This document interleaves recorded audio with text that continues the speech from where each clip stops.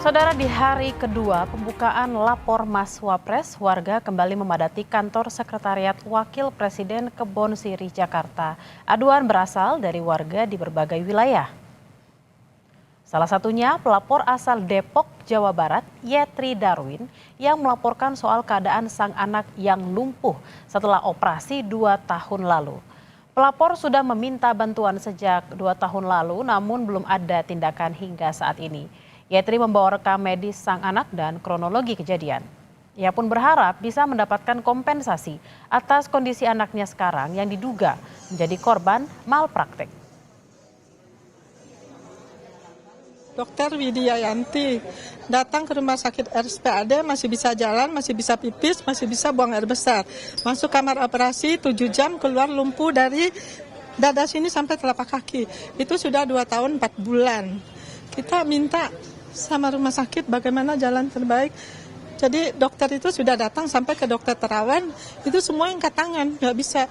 Nah kemarin pihak rumah sakit datang ke rumah, saya bertanya, dok ini bagaimana, udah 2 tahun lebih, mana saya kok lumpuh gini, apakah mungkin masih bisa diperbaiki? Kalau menurut cara kedokteran, udah nggak bisa. Jadi lumpuh permanen dok, iya permanen ada ibu, udah nggak bisa jalan. Maka saya sebenarnya udah kayak seknes itu, mau ketemu sama Pak Jokowi, tapi hanya sampai seknes saja udah nggak bisa lagi. Saya sudah 10 kali ke sana. Posko lapor Mas Wapres resmi dibuka Senin 11 November 2024. Kini masyarakat bisa menyampaikan problem yang mereka alami di Istana Wakil Presiden. Di hari pertama posko dibuka, beragam aduan pun diterima. Salah satunya aduan dari warga Tangerang, Banten soal sengketa tanah. Wakil Presiden Gibran Rakabuming Raka resmi membuka posko lapor Mas Wapres di Istana Wakil Presiden Jakarta, Senin 11 November 2024. Di hari pertama beroperasi, sejak pagi warga mulai berdatangan dengan berbagai pengaduan dari masyarakat. Salah satunya pengaduan dari Ali Chandra, warga Tangerang, Banten. Ali Chandra yang datang untuk membuat laporan soal jual beli tanah. Ali mengaku sudah puluhan tahun memperjuangkan hak tanahnya, namun tidak kunjung berhasil. Ia telah membuat laporan ke polisi, namun selalu kandas.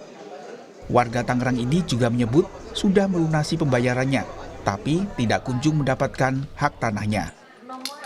Nah, mudah-mudahan dengan Mas Gibran ada satu perubahan, hukum bisa berubah ke depan. Orang-orang kecil ini, saya semut melawan gajah, supaya semut ini bisa ada yang membantu. Tanah milik saya bisa kembali, minimal dibayar sesuai NJOP. Saya udah gugat, perdata 3 kali, hasilnya NO. Layanan lapor Mas Wapres dibuka dari pukul 8 pagi hingga pukul 2 siang di Sekretariat Wakil Presiden Kebon Sirih, Jakarta. Ada 2 mekanisme pengaduan masyarakat, yakni datang secara langsung ke Setwapres atau bisa melalui WhatsApp. Petugas akan membantu mulai dari registrasi hingga menerima aduan. Asisten Deputi Tata Kelola Pemerintah Setwapres menyebut laporan masyarakat akan diproses berkoordinasi dengan kementerian, lembaga, dan pemerintah daerah.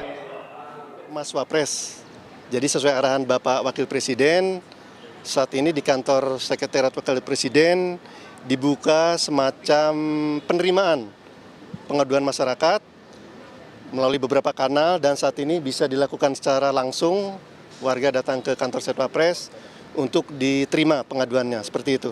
Penyelesaian ini akan dikoordinasikan dengan kementerian, lembaga, termasuk dengan pemerintah daerah terkait. Sehingga harapannya memang berbagai aduan masyarakat ini bisa diselesaikan melalui koordinasi yang baik antara kami di sini Setwapres dengan seluruh kementerian, lembaga, dan pemerintah daerah.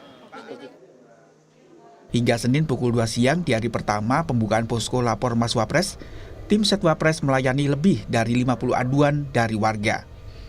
Aduan nantinya akan diproses selama 14 hari dan warga bisa memantau perkembangan aduan via WhatsApp maupun website. Setiap harinya, posko lapor Mas Wapres menerima aduan yang dibatasi 50 aduan per harinya untuk jalur tatap muka. Tim Liputan Kompas TV.